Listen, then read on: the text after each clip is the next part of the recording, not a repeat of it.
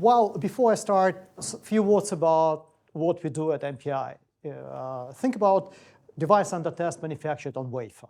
And you really want to do measurements of any type of electrical, or even not electrical characteristics of this device under test. So everything what is between your device under test and measurement instrumentation is our business. When we talk about RF, we provide probe systems, we provide RF probes with integrated cables, calibration solutions.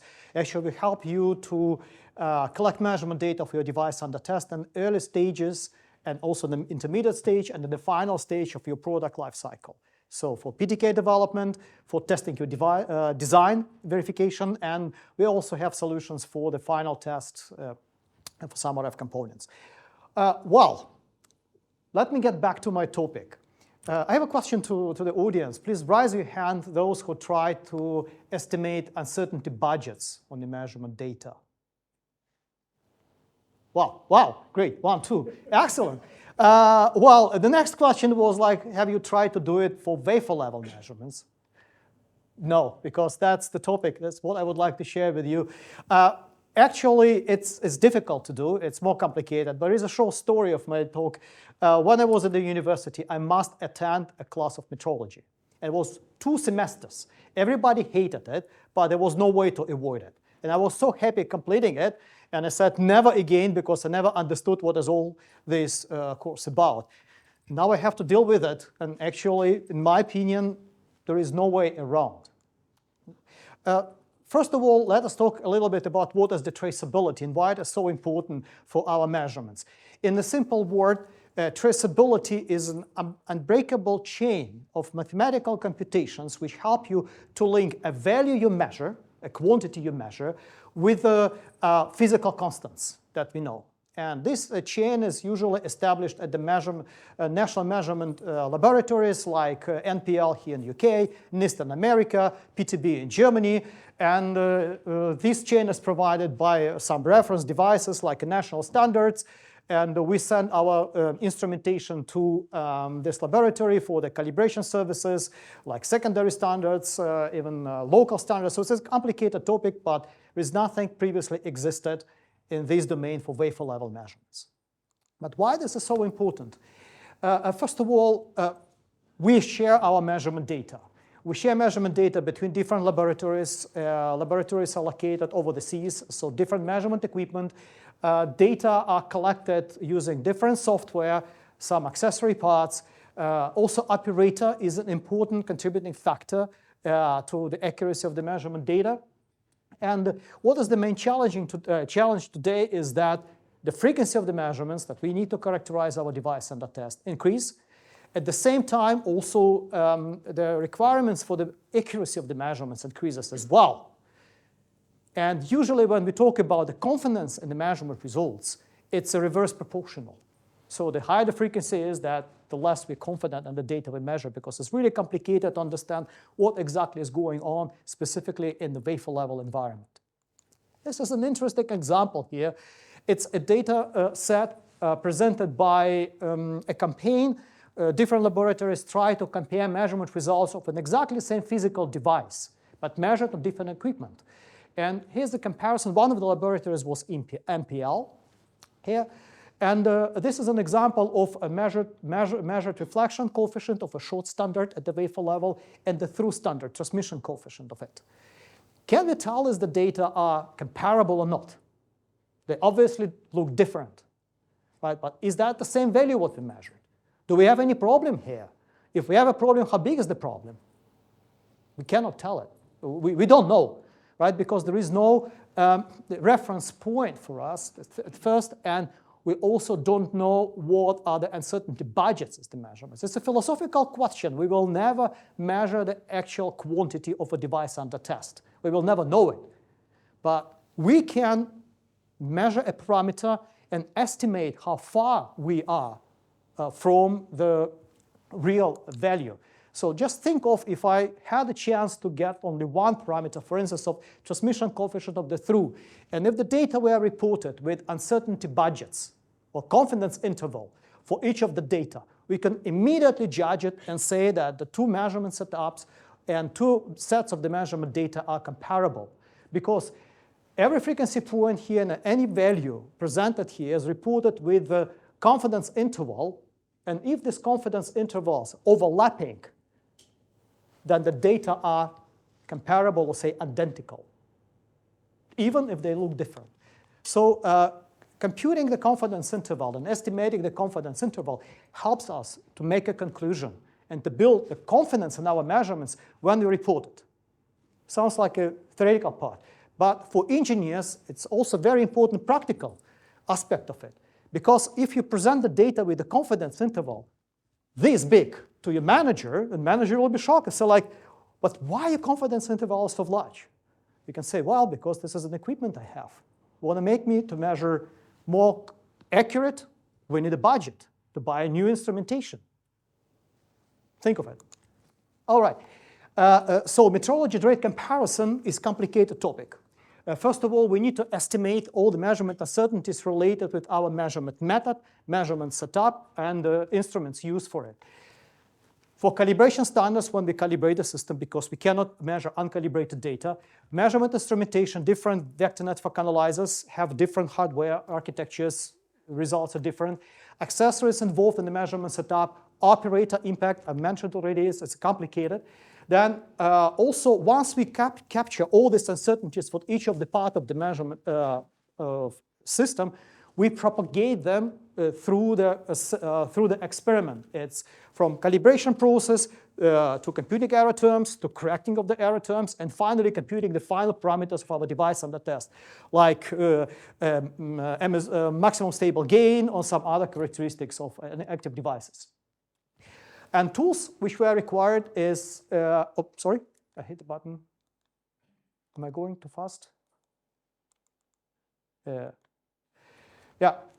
This procedure is complicated to execute in typical engineering environment. We don't have time for it. We don't have tools for it. And actually, we don't really know how to do it. And it was not possible to do for a very long time. But back to early 90s, when engineers in America looked into developing first RF 40 gigahertz processors, gallium, so mimic devices for gallium arsenide, NIST was also involved in this consortium. And then engineers at NIST realized that actually it's impossible at that time to establish traceability for planar standards. But they came up with a very interesting alternative method.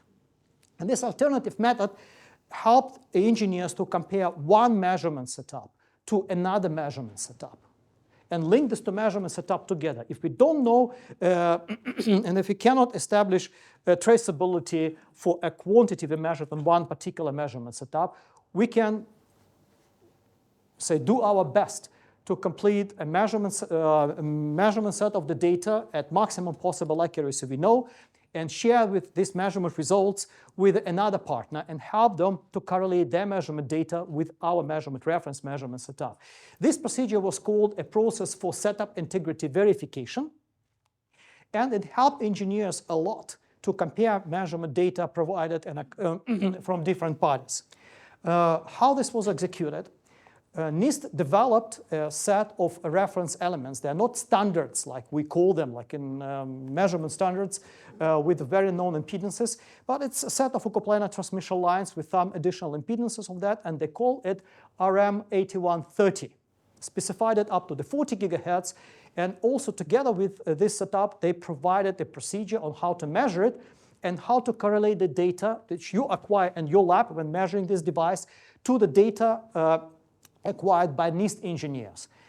And it was a very interesting story with that. Actually, once we had this reference material in the past, we didn't know how to use it.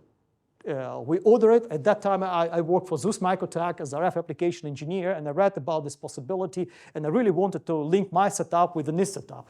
We ordered this device, this RM8130, which was very expensive. When we received it, and after I put it under the microscope, I saw that, oh, it goes automatically.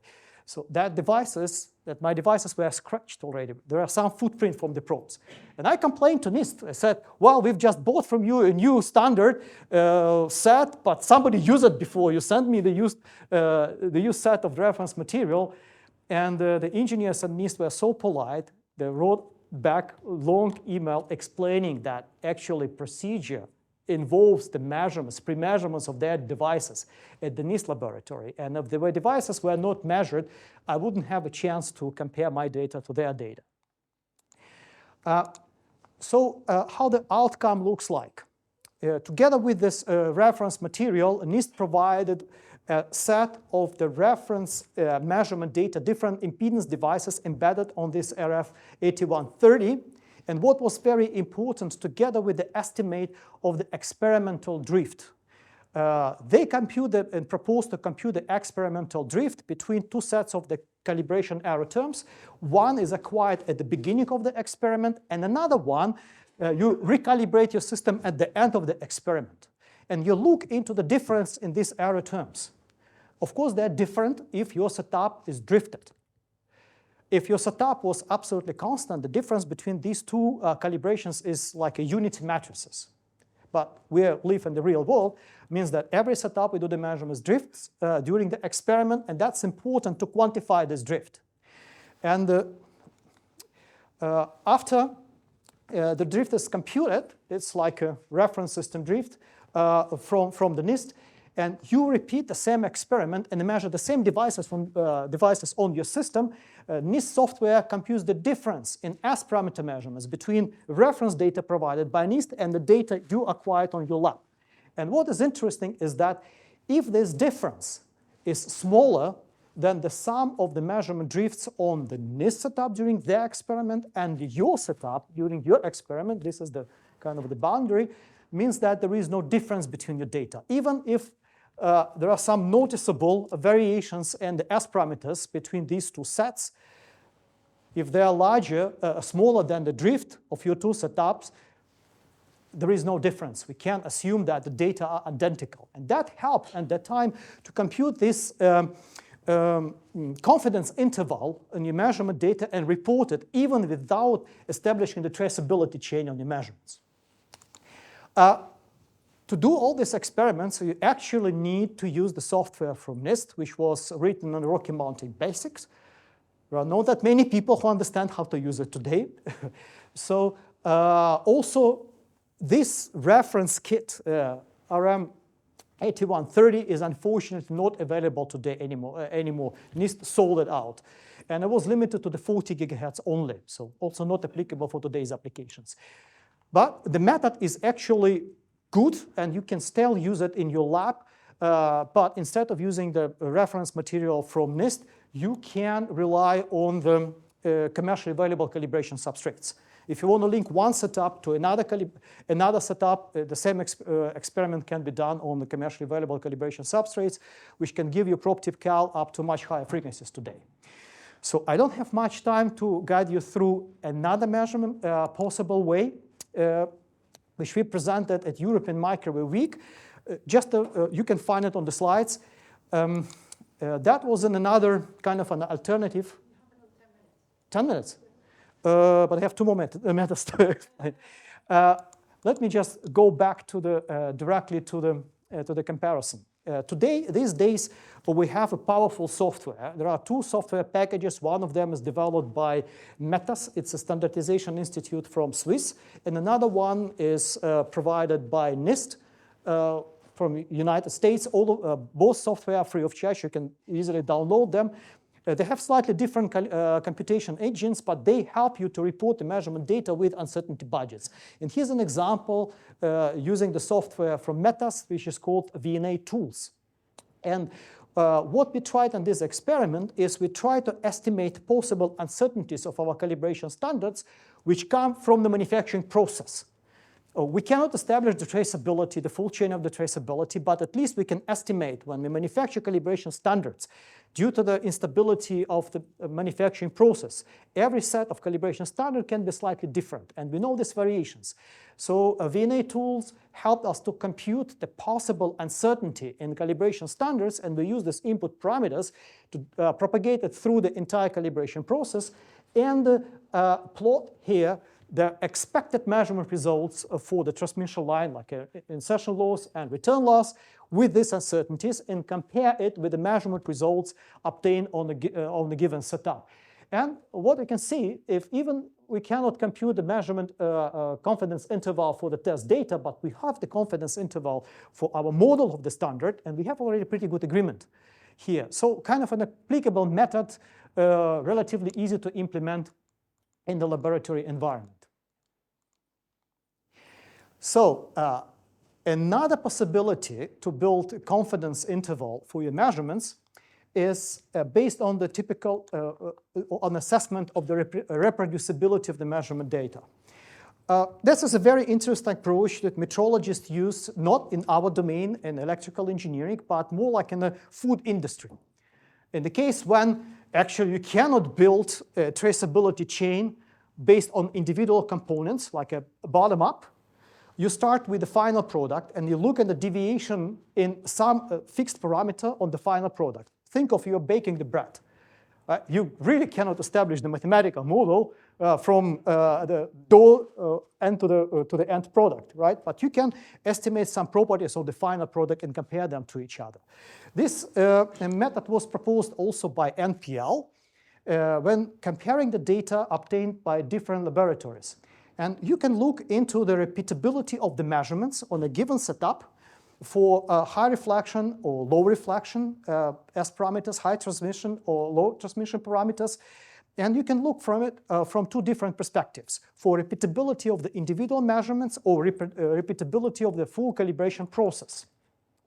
And after you repeated several measurements on the given setup, it's possible to compute the confidence interval based on the standard deviation of measurement parameters, assuming that all the errors are distributed by the normal distribution, so Gaussian distribution. So how it works, and this process is actually applicable also for very high frequency measurements because you simply operate with the data. Here's an example of two possible scenarios. One of them is how to compute the confidence interval for the calibration process when you have the set of different devices, device A, 1, 2, 3, 4, and so on, and calibration processes. Calibration 1, calibration 2, calibration 3, you simply repeat it in a sequence, and you look at the corrected data of one device across the three calibration sets. Or what is also possible to do is look into the measurements of the same device in a sequence, but corrected for only one calibration results. Here's a practical example how we use this method to compare measurement data acquired by 3 different laboratories in a single sweep 220 gigahertz system. Here, where actually there is no metrological solution yet at all. There's no other method can work because that's a very new system, and engineers are still working on understanding all aspects related with the accuracy of the measurements for such a system. But here we see the measurement comparison for 3 laboratories for the same parameter measured for the same device. It's like a reflection coefficient of long transmission line, with the uncertainty budgets computed based on this calibration reproducibility limits. And also corrected S-parameters. There are 3 different data, 3 different laboratories, but with also confidence interval computed on these measurements. It's a practical and relatively easy to use method. Think of you have laboratory A, laboratory B, your partner laboratory. You ask them to do the measurements on the same device a couple of times. Use the simple equation, compute standard deviation, from standard deviation compute confidence interval, and you add it to any S-parameters. And you have an answer. So are your data are comparable or not? Is it an outlier or is it like a typical characteristic that you've measured? And you can do it even further. What I put also on my slides is a comparison for differential devices measurements. Differential single sweep system, which gives you a data measured from 0 to 220 gigahertz. We looked into the measurement deviations or calibration deviations for all 4 ports, and here are like a worst case scenario for different types of the measurements, like high reflection coefficient, low value, small value of reflection coefficient, high value for the transmission coefficient, measurement deviations and the calibration deviations. And we realized that on the same setup we've got value which is so measurement and calibration deviations is about 0.02. It's a linear scale, which is a relatively small number. And based on it, you can compute confidence interval for your data. This is a linear scale, and report the measurement characteristics with the confidence interval. And what is even more interesting, that we could look into the difference, because it's a 4-port system. We can also compute the differential parameters, and we've realized that there is a difference between the single-ended mode and the differential mode, differential S-parameters, and the confidence interval, or say standard deviations for the differential S-parameters, are smaller. So it's kind of an accuracy is higher, which is why we switched the differential device, because it looks like the noise-associated errors are minimized for differential configurations. Good, and now the final topic, traceability. Indeed, there is a traceability chain established now, just since, I think, 2 years. We know how to compute the full traceability chain for planar measurements up to 110 gigahertz. What was the key for this solution is to establish the analytical mathematical model for coplanar transmission lines, including radiation loss and including surface roughness. That was a very important development done, completed just recently. Also understanding what is the dielectric constant characteristics in the broadband frequency range. Previously, metrologists were able to measure it only, extracted it only to the few frequency points, but there was work done at NIST and PTB as well, how to measure dielectric constant for the broadband in the relatively wide frequency range and correlated with the standard methods. And last but not least is an analytical calibration solution, which is implemented in the software from Metas VNA tools, which helps you to collect all this data and propagate them through the measurement experiment down to your device under test S-parameter correction.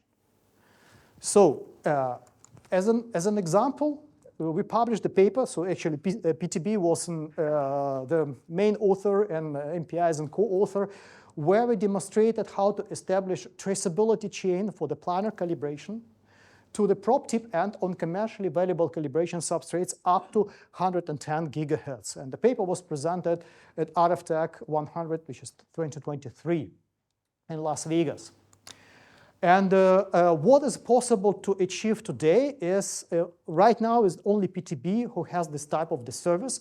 Basically, you can contact PTB and ask them for a traceability report, and they will provide you the measurements of a commercially available calibration substrate with the real uncertainty budgets computed, traceable to the standards at PTB, up to 110 gigahertz. And here this is an example of such a report where we have the standards electrical characteristics from this calibration substrate, including reference elements like symmetrical attenuators with the fully traceable confidence interval uncertainty budgets. This is how this report looks like. A little bit of marketing activity. We reported it at last European Micro Week last year, and the PTB has it on their webpage. We had it also on LinkedIn, and this post went viral. Actually, I had so many comments about this post. This is the first commercial calibration substrate with full traceability chain established. Kind of the breakthrough, but I would say it's just the first step to it, because I need to be careful what I'm saying here. Is a traceability chain like we know it, for instance, for the power measurements or measurement of the waveguide sections? No, because what remains unbreakable is the relationship between the standard and the probe. We can establish traceability chain, but only in the given environment and for the given configuration of RF probe and the standard. If you change the probe, the experiment must be repeated. Unfortunately, there is no way to split these two, the probe from the standard. Today, but that's already a very big progress forward. And this is the outlook for the next couple of years of the work, and engineers are working on it. First of all, is extending this solution up to much higher frequencies than 110 gigahertz. Then understanding what is the contributing factor from probe to standard interface and how to disconnect these two from each other. And also switching it to the on-wafer measurements and actually in your customer environment, because traceability is nice if it's established on a commercial calibration substrate. And believe me, as a vendor of calibration substrate, I would love to sell you for a lot of money a calibration substrate with established traceability chain. But you don't do your measurements on this cal substrate. You measure your own devices. So how to transfer it from well-known environment into your devices, this is the work that still needs to be done. Yeah, this is it. Thank you very much.